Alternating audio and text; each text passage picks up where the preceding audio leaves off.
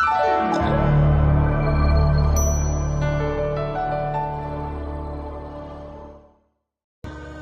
េលវេលាមិនអាចត្រឡប់ក្រោយជីវិតគ្មានទេបើសិនជា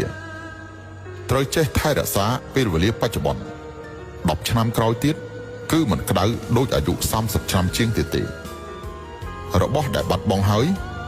វាមិនអាចត្រឡប់មកវិញរបស់ដែលត្រឡប់មកវិញវាមិនអាចល្អដូចដើមអ្វីដែលនឹងចាក់ចេញមិនអាចសូម្បីតែនិយាយថាសោកស្ដាយត្រូវចេះស្រឡាញ់ថែរក្សាអ្វីទាំងអស់ដែលមានក្នុងពេលបច្ចុប្បន្ន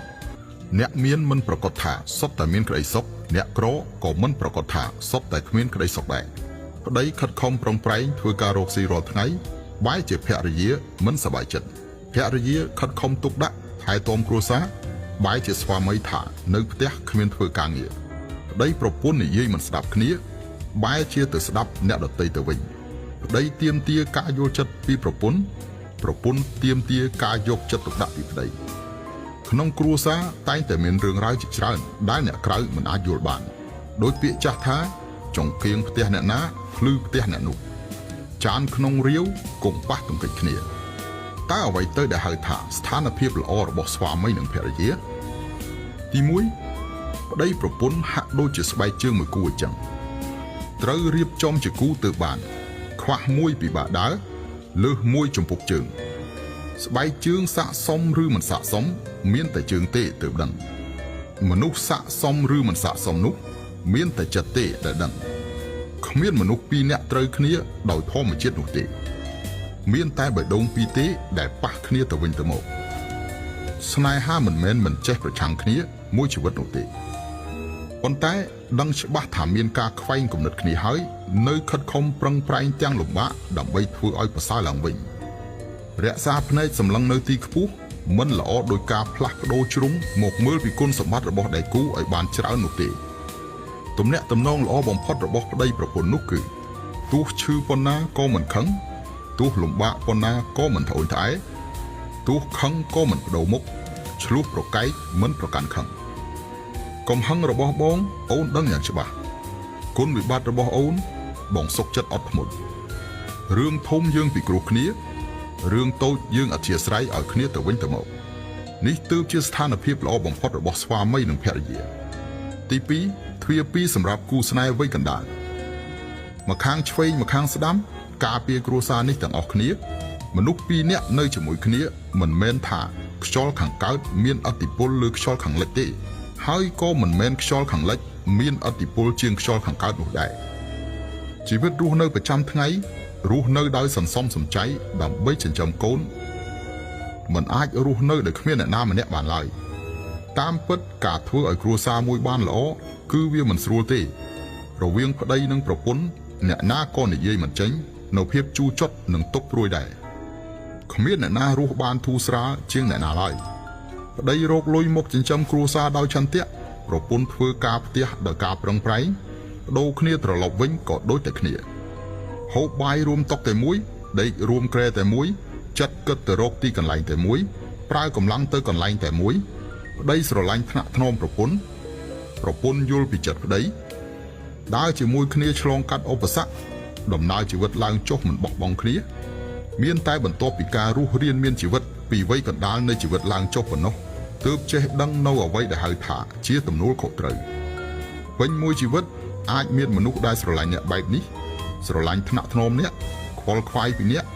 នេះហើយគឺជាសុភមង្គលទី3ដៃប្តីប្រពន្ធវ័យចំណាស់មួយគូដូចជាដៃឆ្វេងប៉ះដៃស្ដាំប៉ុន្តែឲ្យតែដៃឆ្វេងហូរឈាមដៃស្ដាំប្រកបជាទៅចាប់ដៃឆ្វេងប្តីប្រពន្ធវ័យចំណាស់ក៏ដូចជាចឹងពេលវេលាយូរអាចបង្ហាញភាពខ្លាំងប៉ុន្តែមិនអាចចាក់ចេញទេរស់នៅជាមួយគ្នាអាចមានការឆ្លោះប្រកែកតែមិនចែកផ្លូវគ្នាទេស្រឡាញ់មួយផ្លែតឆ្លោះប្រកែកកន្លះជាតិដល់ចាស់គឺមួយជាតិប្រពន្ធមិនចាំបាច់ស្អាតពេកមនុស្សស្រីទោះជាស្អាតប៉ុណ្ណាក៏គង់មានថ្ងៃចាស់ស្វាមីមិនចាំបាច់ដល់តែមានលុយឲ្យតែអាហារនិងសម្លៀកបំពាក់មិនខ្វះគ្រប់ចាយទៅបានហើយពាក្យមួយម៉ាត់ហៅថាប្រពន្ធគឺស្រួលណាស់ប៉ុន្តែពាក្យមួយម៉ាត់ហៅថាយាយចាស់បែរជាពិបាក ពាក្យមួយម៉ាត់ហៅថាប្តីវាងាយណាស់ពាក្យមួយម៉ាត់ហៅថាតាកញ្ចាស់បែរជាត្រូវការមួយជីវិតប្តីប្រពន្ធជាតិនេះគឺជានិស្ស័យនៃជាតិមុនអាចដើរផ្លូវជាមួយគ្នាបានពិតជាមិនងាយស្រួលឡើយសូមស្រឡាញ់ថែរក្សាវាឲ្យបានល្អកុំឲ្យបាត់បង់នៅមនុស្សម្នាក់ដែលស្រឡាញ់អ្នកស្មើជីវិតត្រូវចាំជានិច្ចថាជីវិតនឹងទទួលបានជោគជ័យដោយសារភាពរស់រាយរាក់ទាក់ហើយអាប់អួរដោយសារកំហឹងអ្នកអាចមានកំហឹងប៉ុន្តែត្រូវចាំជានិច្ចថាកុំឲ្យកំហឹងធំជាងសមត្ថភាពរបស់អ្នកបើមិនដូច្នោះទេវានឹងក្លាយជាបញ្ហារបស់អ្នកប្រសិនបើអ្នកមានសមត្ថភាពខឹងអ្នកក៏ត្រូវមានសមត្ថភាពដោះស្រាយផលវិបាកដែលកើតចេញពីកំហឹងនោះដែរបើមនុស្សមិនអាចធ្វើជាម្ចាស់នៃចិត្តគំនិតរបស់ខ្លួនឯងបានទេនោះវានឹងក្លាយជាទាសករនៃអារម្មណ៍របស់ខ្លួនជាមិនខានការខឹងគឺជាសភាវគតិការទប់បានកំហឹងគឺជាសមត្ថភាពកំហឹងគឺជាផលិតផលនៃសំណាងនៅពេលកំហឹងកាន់តែធំសំណាងក៏កាន់តែតូចដូច្នេះប្រសិនបើចង់មានសំណាងល្អត្រូវមានចិត្តល្អចិត្តចង្អៀតគឺជាទ្វារនៃគ្រោះកាចចិត្តទូលាយគឺជាទ្វារនៃសំណាងល្អឈប់ឆ្លោះឈប់ខឹងដើម្បីខ្លួនឯងខ្ញុំឈប់ឆ្លោះប្រកែកយកឈ្នះចាញ់ទៀតហើយដោយសារខ្ញុំចាប់ផ្ដើមបានដឹងថាមនុស្សគ្រប់រូបឈរលើទស្សនៈផ្ទាល់ខ្លួនរបស់គេដើម្បីគិតអំពីបញ្ហាដូច្នេះបើសិនជាមាននរណាម្នាក់ប្រាប់អ្នកថា1+1 ស្មើ11អ្នកគ្រាន់តែញញឹមហើយនិយាយថាត្រឹមត្រូវណាស់អ្នកពិតជាប្រកែកមែនមានលុយយកខ្លួនធ្វើឲ្យជាមនុស្សល្អអត់លុយយកការងារមកធ្វើឲ្យបានល្អពុះមិនដែលគិតថាខ្លួនឯងមានពឹសរុយមិនដែលគិតថាខ្លួនឯងក៏ក្រិចមនុស្សមិនដែលគិតថាខ្លួនឯងមានកំហុសអំពើល្អរបស់អ្នកចំពោះអ្នកដទៃគឺប្រៀបដូចជាស្ករគ្រាប់មួយគ្រាប់ពេលញ៉ាំទៅក៏រលាយអស់ប៉ុន្តែកំហុសអ្នកវិញប្រៀបដូចជាស្លាកស្នាមមួយគឺវានៅថិតថេររហូតគ្មានអធិពលស្គាល់អ្នកណាក៏អត់ប្រយោជន៍អ្នកគ្មានអធិពលស្គាល់អ្នកណាក៏អត់ប្រយោជន៍ដែរមើលវីដេអូនេះរួចអាចធ្វើឲ្យអ្នកភ្ញាក់ខ្លួនសូមឲ្យអ្នកចុចបេះដូងនិងរក្សាទុកមើលថ្ងៃក្រោយជាដំបូងអ្នកត្រូវដឹងថាប្រើមនោសញ្ចេតនារាប់អានមិត្តភក្តិគឺជិះក្របីចម្លងភក់ទេប្រើអធិពលស្រូបទាញមកទើបយូរអង្វែងជាការពិតទំនាក់ទំនងគឺជាធនធានមួយប៉ុន្តែបើសិនជាអ្នកគ្មានសមត្ថភាពអ្នកស្គាល់អ្នកណាក៏អត់ប្រយោជន៍ក្នុងជីវិតរស់នៅប្រចាំថ្ងៃមនុស្សភាគច្រើនចាប់អារម្មណ៍លើទំនាក់ទំនងសង្គមខ្លាំងយកពេលវេលាភាគច្រើននិងធម៌ពលរបស់ខ្លួនខ្ជះខ្ជាយលើកន្លែងគ្មានប្រយោជន៍ការគិតរបស់គេគឺមានមិត្តភក្តិច្រើនហើយទើបមានផ្លូវស្រួលដើរប៉ុន្តែតាមការពិតអ្នកស្គាល់មនុស្សច្រើនមិនមែនស្មើនឹងមានទំនាក់ទំនងធំទូលាយនោះទេទំនាក់ទំនងពិតប្រាកដមិនមែនថាអ្នកស្គាល់មនុស្សប៉ុន្មានអ្នកនោះទេគឺថាមានមនុស្សប៉ុន្មានអ្នកចង់មកស្គាល់អ្នក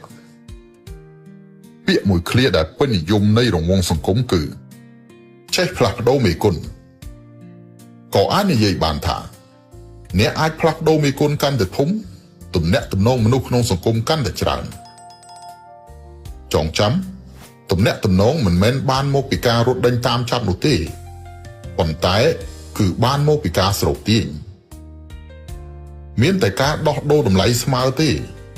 ទើបអាចទទួលបាននូវជំនួយសមហេតុសមផលស្ដាប់សម្ដីនេះហើយអ្នកមានអារម្មណ៍ថាខូខើទេប៉ុន្តែគឺជាការពិតមនុស្សម្នាក់អាចផ្លាស់ប្ដូរតម្លៃកាន់តែធំអង្កត់ផ្ចិតនៃទំនាក់ទំនងសង្គមកាន់តែធំមនុស្សដែលស្រោបទាញបានកាន់តែច្រើនដូច្នេះកាន់តែមានបញ្ញាច្រើនពេលវេលាទំនាក់ទំនងក្នុងសង្គមរបស់គេក៏កាន់តែតិច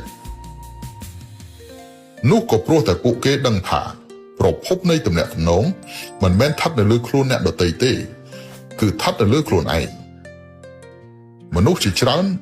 មិនយល់នៅរឿងមួយគឺថាសមភាពធនធានទើបអាចជួយគ្នាទៅវិញទៅមកបានទំនាក់ទំនងក្នុងសង្គមពិតប្រាកដគ គឺការបង្កើតបណ្ដាញគុណតម្លៃដ៏រឹងមាំមួយស្នូលនៃទំនាក់ទំនងគឺការដោះដូរធនធានគ្នាទៅវិញទៅមកអាចនិយាយបានថាគេជួយអ្នកក៏ត្រូវមានតម្លៃស្មើគ្នាទៅជួយគេវិញដែរនៅពេលដែលអ្នកមិនមានសមត្ថភាពគ្រប់គ្រាន់ទោះបីជាជួបប្រទះមនុស្សអស្ចារ្យប៉ុណ្ណានៅមុខគេអ្នកសូម្បីតែផោមក៏មិនមែនដែរអញ្ចឹងបានថានៅពេលដែលអ្នកមិនទាន់ខ្លាំងកុំចំណាយពេលច្រើនពេកក្នុងការធ្វើទំនាក់ទំនងអ្នកគួររៀនសូត្រឲ្យបានច្រើនរៀនគិតរៀនគូរធ្វើកិច្ចការឲ្យបានច្រើនទើបអាចឡើងតម្លៃខ្ពស់បន្តិចក្នុងបណ្ដាញមនុស្សបោះបង់ចោលនៅមិត្តភ័ក្តិឥតប្រយោជន៍ទំនាក់ទំនងអត់បានការលើកកម្ពស់កម្រិតនៃការគិតរបស់ខ្លួនដូចនេះទើបពិភពលោករបស់អ្នករឹតតែធំទើបមានមនុស្សកាន់តែច្រើនចូលមកចិត្តអ្នកពុំនោះទេអ្វីទាំងអស់គឺគ្មានបាត់ការ